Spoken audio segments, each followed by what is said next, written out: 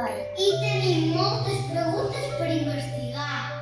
Cercant informació amb els llibres podem veure que al llarg del temps ha hagut persones molt importants.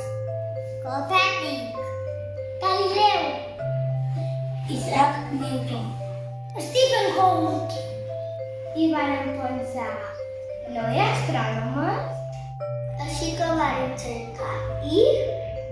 Esclar que hi ha astrònomes! I parte de la